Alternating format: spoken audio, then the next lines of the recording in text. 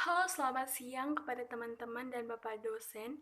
Perkenalkan, saya Laura Natasha Surbakti, NPM 200910213 dari kelas F, Prodi PGSD, mata kuliah Strategi Belajar Mengajar dengan dosen pengampu Bapak Sumarlin Mangandan Marianus, SSI MPD. Kali ini saya akan membahas mengenai materi strategi pembelajaran inquiry dengan subtema yang pertama, pengertian strategi pembelajaran inquiry, yang kedua, tujuan strategi pembelajaran inquiry, yang ketiga, proses inquiry, yang keempat, keunggulan dan kelemahan strategi pembelajaran inquiry, yang kelima, peran guru dalam pembelajaran inquiry, yang keenam, implementasi inquiry dalam proses pembelajaran. Yang pertama, pengertian strategi pembelajaran inquiry adalah rangkaian kegiatan pembelajaran yang menekankan pada proses berpikir secara kritis dan analitis untuk mencari dan memukakan sendiri jawaban dari suatu masalah yang dipertanyakan. Pengertian strategi pembelajaran inquiry menurut para ahli yang pertama, Poe Wadarminto tahun 1976 memberikan pengertian bahwa metode inquiry adalah suatu cara untuk tenaga pendidik atau guru dalam menyampaikan pengetahuan sehingga dapat mendorong tercapai tujuan pembelajaran. Yang kedua, Soedanyo tahun 1990 memberikan pengertian bahwa metode inquiry adalah model pembelajaran dengan menanyakan, meminta keterangan, ataupun dengan menyelidiki dan menyelidiki. Yang ketiga, Gulo tahun 2002 memberikan pengertian bahwa metode inquiry adalah model pembelajaran yang mengedepankan pertanyaan, pemeriksaan, dan juga penyelidikan. Yang kedua, tujuan utama strategi pembelajaran inquiry. Tujuan utama pembelajaran yang berorientasikan pada inquiry adalah mengembangkan sikap dan keterampilan siswa sehingga mereka dapat menjadi pemecah masalah yang mandiri. Dengan begitu, siswa harus bisa mengembangkan pemikiran skeptis tentang sesuatu hal dan peristiwa-peristiwa yang ada di dunia ini. Gerald Limek tahun 1977.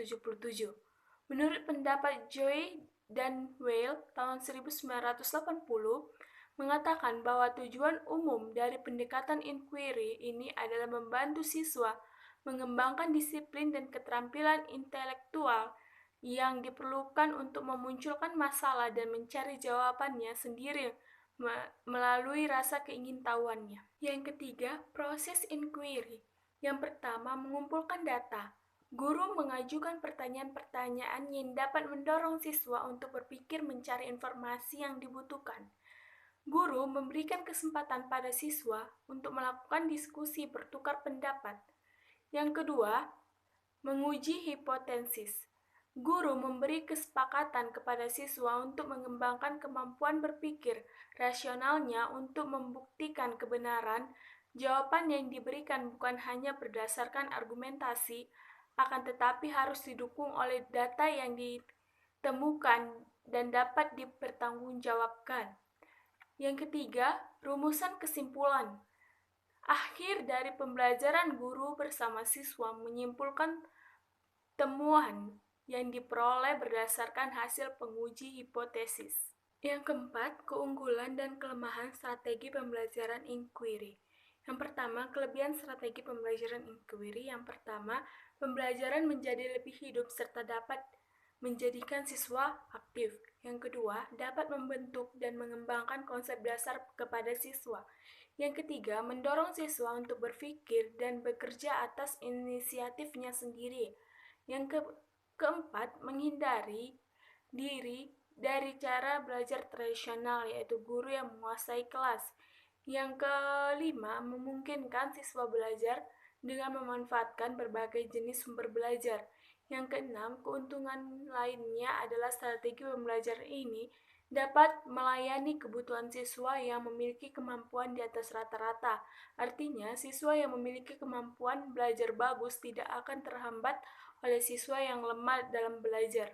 Yang kedua, kelemahan strategi pembelajaran inquiry. Yang pertama, kadang-kadang dalam mengimplementasikannya memerlukan waktu yang panjang sehingga sering guru sulit menyesuaikannya dengan waktu yang telah ditentukan. Yang kedua, pembelajaran dengan inquiry memerlukan kecerdasan siswa yang tinggi. Bila siswa kurang cerdas, hasil pembelajarannya kurang efektif.